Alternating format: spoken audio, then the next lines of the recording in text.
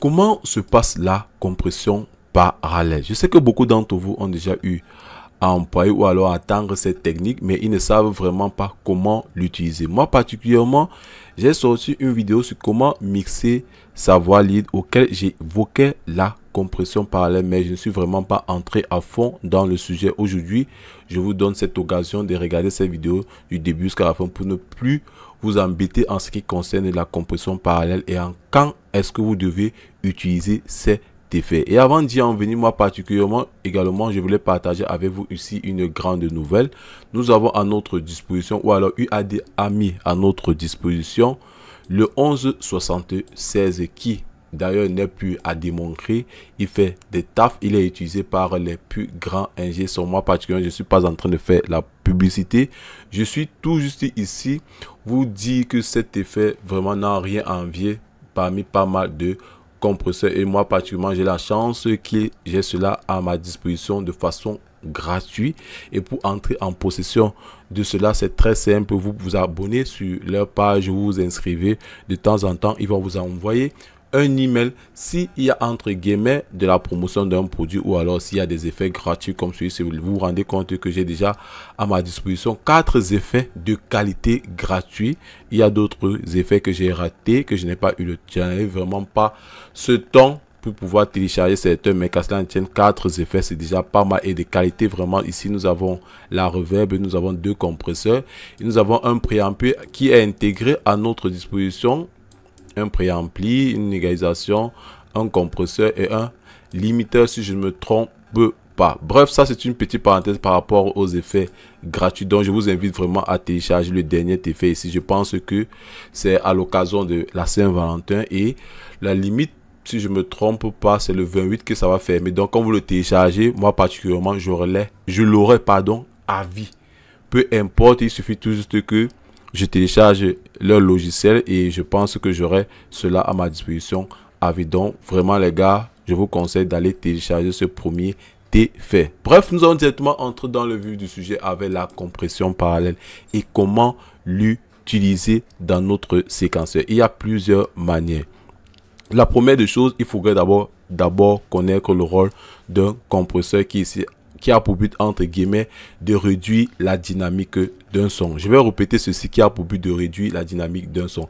Ça veut dire que quoi? Si votre son n'a pas entre guillemets de dynamique, ça ne sert à rien d'utiliser la compression parallèle. A contrario, si vous avez un son ayant une forte dynamique, il y a plusieurs possibilités d'utilisation de cet effet. Je vais peut-être prendre entre guillemets une loupe comme ceci. Ça c'est un exemple que je suis en train de prendre. Supposons ici là que nous avons une forte nous avons une très bonne dynamique. Ici nous avons les niveaux les plus hauts, ici nous avons les niveaux les plus bas. Vous pouvez soit venir faire les découpes comme ceci, par exemple les découpes comme ceci, et venir ici réduire. Ça dépend de tout un chacun. Vous pouvez le faire manuellement comme ceci. Là vous vous rendez compte que vous avez complètement diminué la dynamique de votre sample ou alors de votre échantillon que vous avez à votre disposition. Mais comme je l'ai dit, a pour but de réduire la dynamique. Et comment vous pouvez faire ce routage là? Et pour ce faire, nous allons ajouter un compresseur ici. Ça c'est un exemple. Vous allez appliquer sur votre compresseur un ratio de 10:1 maximum. Vous allez venir jouer avec le créchol. Nous supposons que en entrée nous avons un échantillon peut-être de moins 24 dB auquel vous allez appliquer une forte compression. Ça dépend de tout un chacun. Vous allez voir comment est-ce que ça travaille dans votre séquenceur. Et maintenant vous allez combler le gain perdu. Normalement, que lorsque vous faites une forte compression, vous allez perdre. Si vous avez compressé moins 9 dB, vous remettez les moins 9 dB et après, vous venez jouer avec ce petit potard comme ceci. Vous l'utilisez à 50% ou à 30%. Vous allez rendre compte que il n'y a pas de la compression. Il n'y a pas cet effet appliqué de façon, comment dirais-je, de façon intuitive, donc vous n'aurez vraiment pas les coups, vous avez l'impression que rien ne s'est passé. Mais à contrario, si vous êtes vraiment très attentif, parce que c'est avant, moi particulièrement lorsque je faisais de la compression parallèle, je me rendais compte que ça ne servait vraiment à rien, sans vous mentir, parce que je n'avais pas encore l'oreille, je n'avais pas encore cette écoute qui me disait que tiens, j'ai eu à appliquer un effet. Aujourd'hui, je suis vraiment capable de vous dire que lorsque je fais de la compression parallèle, ça marche. Ou alors, maintenant, pour faire de la compression parallèle une fois de plus, qu'est-ce qu'il y a lieu de faire? Je suppose ici là que vous avez votre voix. Donc, ça veut dire que quoi? Vous avez la piste brute ici. Au lieu que vous faites la compression parallèle là, vous allez envoyer votre signal ici, auquel vous allez ajouter une fois de plus un compresseur comme ceci. Vous allez mettre là.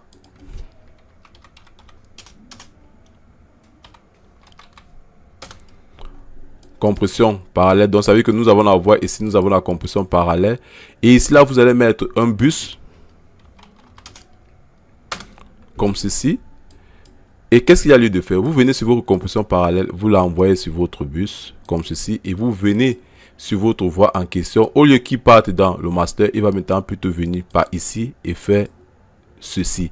Ça veut dire que quoi? Vous aurez ici votre fichier brut, et là, vous aurez également la compression parallèle. Mais le bémol ici, pour moi, est que le dosage va vraiment être, entre guillemets, vous serez influencé par le volume, raison pour laquelle moi particulièrement je préfère venir ici ajouter ma compression parallèle, comme ça va suivre les différents effets qui vont avec. Ou alors je viens ici, je fais ma compression parallèle. Maintenant tous les effets qui vont être inclus dans mon bus vont être pris en compte par va prendre en compte le signal brut et le signal vraiment entre guillemets compressé. Et également ça nous ouvre une infime possibilité.